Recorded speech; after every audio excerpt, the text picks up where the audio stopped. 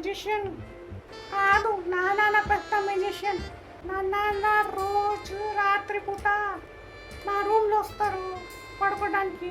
కానీ పొద్దున పూట నేను లేస్తే ఏం చూస్తాను, నాన్న ఆఫీస్ నుంచి వస్తున్నాడు, ఫ్యాక్టరీ నుంచి. ఓరే అంతేనా? కానీ నా నాన్న అయితే ఇంకా పెద్ద మెజిషియన్. రోజు రాత్రి పూట నా నాన్న ఫ్యాక్టరీ వెళ్తారు తెలుసా, కానీ పొద్దున పూట ఎక్కడి నుంచి బయట వస్తాడు తెలుసా నీకు? ఎక్కడి నుంచి రా?